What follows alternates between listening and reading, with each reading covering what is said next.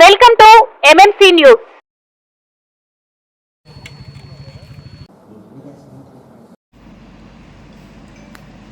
నేడే తల్లికి వందనం ప్రారంభం. వందనం వంచన వంచన వందన.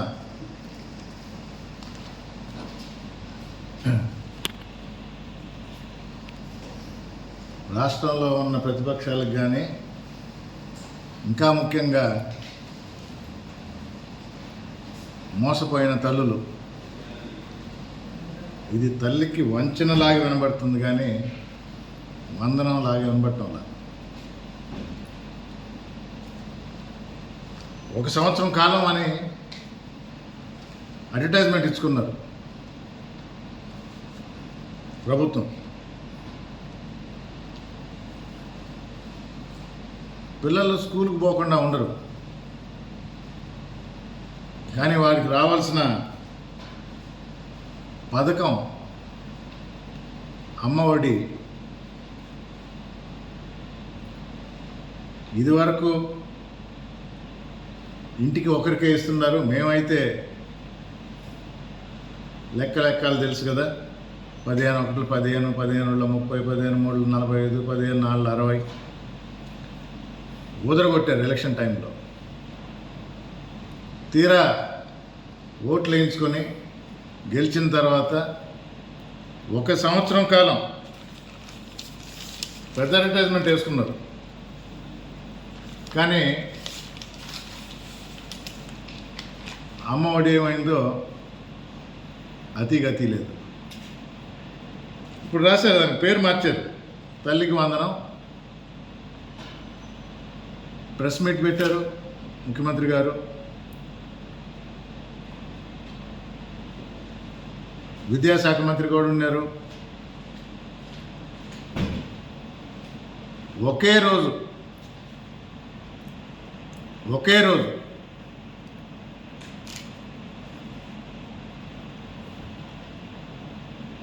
8,700 కోట్లు గత ప్రభుత్వం అసలు చేయనే లేదు.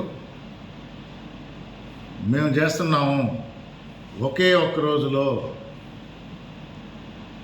అని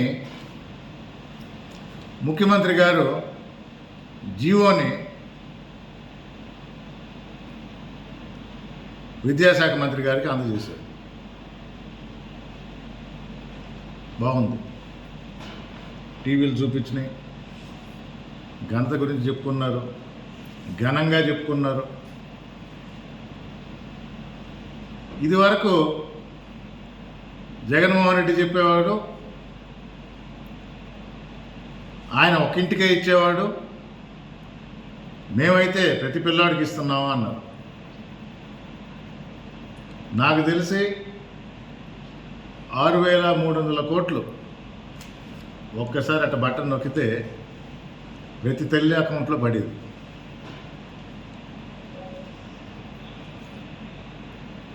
ఆ రోజు రాద్ధాంతం చేశారు. 15,000 అన్నారు, కానీ 14,000 ఇస్తున్నారు. 1,000 ఎక్కడికి వెళ్తుంది, మోసం చేస్తున్నారు అని. స్కూల్ బాగోగు కోసం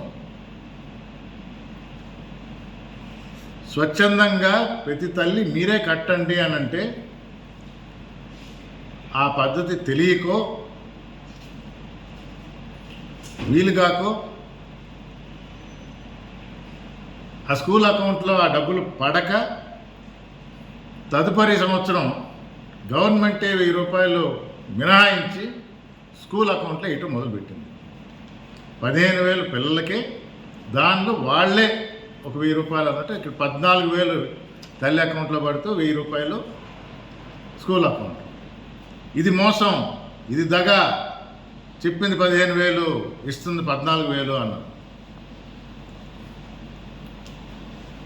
పేరు మార్చారు, తల్లికి వందనం. 13,000 అంట, 14 కూడా కాదు, 15 అయితే అసలే కాదు, 13,000. మరి దీన్నేమంటారు? నిజం చెప్పాలంటే అసలు ఏం అనలేము. ఎందుకంటే సంవత్సరం అయింది, ఇప్పుడు దాకా అసలు రాలా. నిన్న ఆర్భాటం చేశారు. ఏందో అది జీవో వచ్చింది, జీవో ఇవ్వటం, ఒక ముఖ్యమంత్రి గారు ఒక మంత్రికి జీవో ఇవ్వటం ఏంటి అంటే ఎన్ని రోజులని ఆంధ్ర రాష్ట్ర ప్రజల్ని మోసం చేస్తారు? ఏ విధంగా మోసం చేసుకుంటా పోతారు? ప్రజలు గుర్తించరా? ఇది వరకు ఉన్న షరతులే అంటారు. అంటే కారు ఉంటే వర్తించదు, గవర్నమెంట్ ఉద్యోగం అయితే వర్తించదు, 300 యూనిట్లు దాటితే వర్తించదు, 10 ఎకరాల భూమి ఉంటే వర్తించదు. ఇది వరకు వైఎస్ఆర్ కాంగ్రెస్ పార్టీ ప్రభుత్వంలో ఉన్నప్పుడు, జగన్మోహన్ రెడ్డి ముఖ్యమంత్రిగా ఉన్నప్పుడు ఏవైతే నిబంధనలు ఉన్నాయో అన్నీ అలాగే ఉన్నాయి. అప్పుడు ఇవన్నీ కరెక్ట్ కాదు అని చెప్పి ఇప్పుడు అదనంగా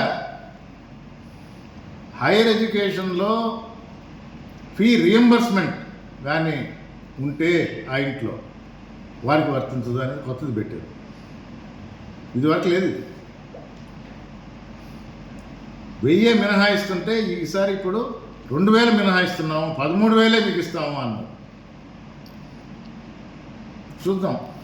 అంటే ఇంతకన్నా ఇప్పటికున్న సమాచారం ప్రకారం జగన్మోహన్ రెడ్డి గారు అయితే అందరికీ కనబడేట్టు బటన్ నొక్కేవారు. మరి ఇక్కడ ఏమవుతుందో కానీ జీవో ఇచ్చారు, ఇప్పటి వరకు ఎవరి ఖాతాల్లోనూ డబ్బులు పడలా. త్వరలో తిరిగి కలిసినప్పుడు అసలు ఎంతమందికి వచ్చింది, ఎవరికి వచ్చింది, ఎంతమందికి కోతబడింది అనే సంపూర్ణ వివరాలు మీడియా మిత్రులు మీ ద్వారా ప్రజలకు తెలియజేస్తాం. ఎందుకు చెప్తున్నానంటే చాలామందికి కోతబడింది. ఆ తల్లులు రోడ్డు మీదకి రాలేరు, వారి గొంతుగా వినబడదు. వారి తరఫున వైఎస్ఆర్ కాంగ్రెస్ పార్టీ తెలియజేస్తుంది. నేను ఇదివరకు కూడా చెప్పిన, హైయర్ ఎడ్యుకేషన్లో ఫీ రీయింబర్స్మెంట్ వచ్చిన 9వ నెల అంటే మార్చి 2020 కల్లా 4,300 కోట్లు రిలీజ్ చేసి అంతా అప్పటి వరకు ఉన్న బకాయిలంతా తీర్చింది జగన్మోహన్ రెడ్డి గారి ప్రభుత్వం. ఇప్పుడు మార్చి అయిపోయింది, ఏప్రిల్ అయిపోయింది, మే అయిపోయింది, జూన్కి వచ్చాం. 1 సంవత్సరం అయిందని ప్రభుత్వమే సంబరాలు చేసుకుంటుంది. మరి రీయింబర్స్మెంట్ మాట ఏంటి? పాత బకాయిలు ఉన్నాయి. ఈ సంవత్సరం కూడా పూర్తయింది. మీరు వచ్చిన తర్వాత సంవత్సరం మీరు చెప్పినట్టే 4 విడతలుగా 4 క్వార్టర్లు అంటే ఒకే ఒక క్వార్టర్ ఇచ్చారు. మరి దీనికి ఎవరు జవాబు చెప్తారు? అంటే ఆంధ్ర రాష్ట్రంలో చిన్నపిల్లలు స్కూల్కి వెళ్ళకూడదు. ఇప్పుడు క్లబ్ చేసి స్కూల్కి పోయే పిల్లలు కూడా కష్టాలు పడుతున్నారు. ఒక 2 నెలల తర్వాత స్పష్టంగా అర్థమవుతుంది. పై చదువులకి రీయింబర్స్మెంట్ ఆపేస్తున్నారు. అంటే అది కూడా చదవద్దు, చిన్నపిల్లలు స్కూల్కి పోకూడదు, పెద్ద పిల్లలు కాలేజీలకు పోకూడదు, మేము డబ్బులు ఇవ్వం, మీకు చదువులు అనవసరం, ఇళ్లల్లో కూర్చోండి, మా హామీలు వినండి. నిరుద్యోగ భృతి 2,000 నుంచి 3,000 పెంచాం, అది ఇటు ఇవ్వము.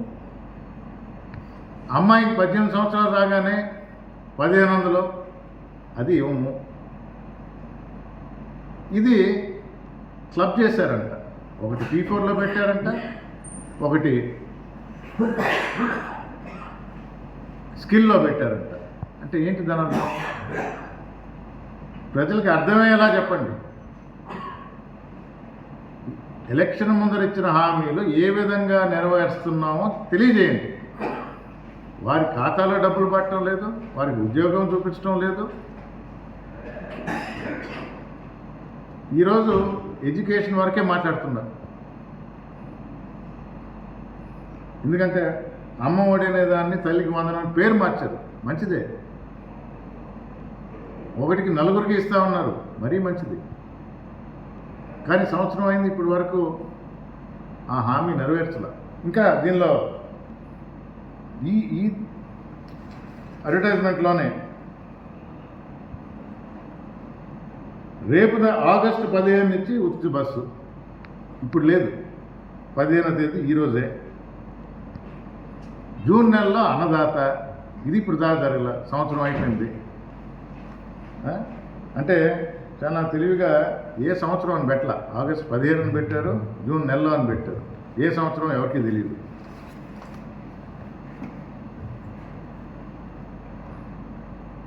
పైనే పెద్ద అక్షరాలతో నేడే తల్లుల ఖాతాల్లో 8,745 కోట్ల జమ. నిన్నటి పేపర్ ఇది, నిన్నటి పేపర్. 8,745 కోట్ల జమ నేడే. గొప్పగా చెప్పుకున్నారు. ఏ రోజు కూడా జగన్మోహన్ రెడ్డి గారు ఇంత డబ్బులు ఒక్క రోజులో రిలీజ్ చేయలేదు అని. అంటే ఒకరోజు అయింది కాబట్టి మీ దృష్టికి తీసుకొస్తున్నారు. ఇప్పటి వరకు ఏ తల్లి కూడా ముందుకు వచ్చి మాకు డబ్బులు పడినాయి, మా ఖాతాలో పడింది అన్నట్టు తెలియజేయాల. త్వరలో కూర్చొని మాట్లాడు, అసలు ఎన్ని రోజులు పడుతుందో చూద్దాం. ఇంట్లో ఎంతమంది పిల్లలు ఉంటే అంతమందికి ఎంతమంది కోత పెట్టారో కూడా తెలుసుకున్నాం. సంవత్సరం పండుగలు రాష్ట్రం అంతా జరుపుకుంటున్నారు. ప్రజలు చూస్తున్నారు, గమనిస్తున్నారు. మోసపోవడానికి సిద్ధంగా లేరు ఆంధ్ర రాష్ట్ర ప్రజలు. ఇచ్చిన హామీల్ని నెరవేర్చమంటున్నాం. మేము కొత్తగా ఏమి వైఎస్ఆర్ కాంగ్రెస్ పార్టీ తరఫున 40% ఓట్లు వైఎస్ఆర్ కాంగ్రెస్ పార్టీకి వచ్చినాయి, 40% ఓట్లు. కానీ వారిని కూడా చూడాల్సిన బాధ్యత మీది. ప్రభుత్వం అన్నప్పుడు 100% ప్రజల్ని తీసుకుపోవాలా, అర్హత ఉన్న ప్రతి ఒక్కరిని. అందుకే జగన్మోహన్ రెడ్డి అన్నారు, కులం చూడడం, మతం చూడడం, పార్టీ చూడడం అని.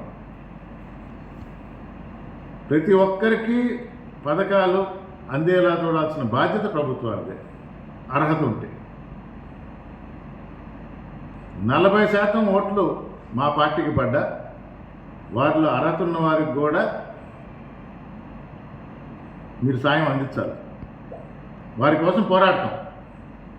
అసలు నెరవేరని హామీలు, ఆంధ్ర రాష్ట్ర ప్రజలకు మీరు ఇచ్చిన హామీలు నెరవేరకపోతే తప్పకుండా ఉద్యమాలు చేస్తాం. కక్ష సాధింపు చర్యలు రోజు రోజుకు ఎక్కువైపోతూ ఉన్నాయి.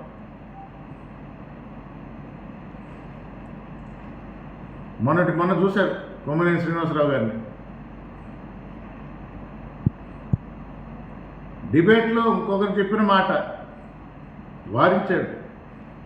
ఒక్కొక్కరు పద్ధతి ఉంటుంది. ఒకరు గట్టిగా వారిస్తారు, ఒకరు ఊరుకుంటారు, ఒక్కొక్కరు ఒక్కో పద్ధతిలో.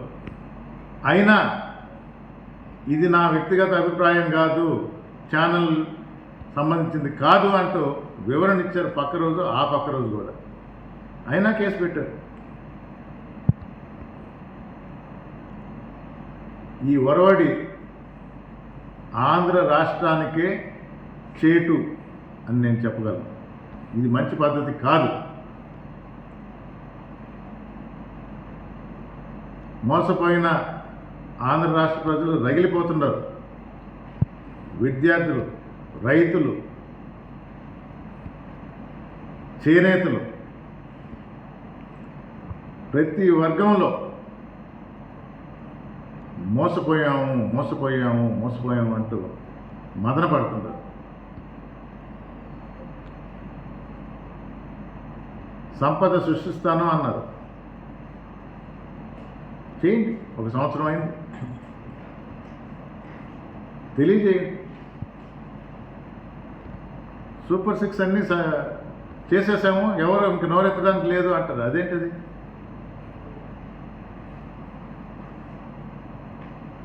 నిన్నటికి నిన్న తల్లికి వందనమే చేయాల చెప్పటం తప్ప.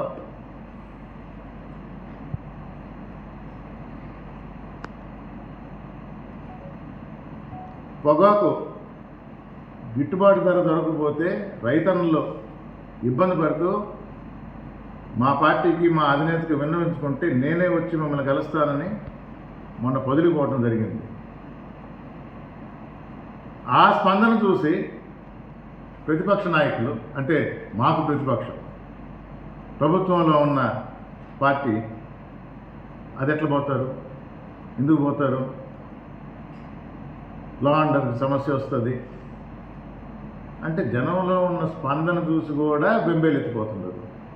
ఒక టీవీ ఛానల్లో చూసిన ఒక ఇంతమంది రెగ్యులర్గా అన్ని దగ్గరలో తిరుగుతూ ఉంటారంట. ఆయనకి ఏం తెలుసు ఈ విధమైన దుష్ప్రచారం మొదటి నుంచి అలవాటు అయిపోయింది. వారే కరెక్ట్ అన్నట్టు ఉన్న 4 ఛానళ్ళు పత్రికలు మీ ప్రచారం మీరు చేయండి. ప్రజలకు అవగాహన వచ్చింది, అర్థం చేసుకుంటున్నారు, తగిన గుణపాఠం కూడా చెప్తారు. త్వరలోనే జమిలీ ఎలక్షన్స్ రాబోతున్నాయి, సిద్ధంగా ఉండండి తెలియజేస్తూ మరొకసారి జగన్మోహన్ రెడ్డి ఆదేశాల మేరకు జనం తరఫున మేము గొంతెత్తి వారి తరఫున పోరాడతామని తెలియజేసుకుంటున్నాము. నమస్కారం.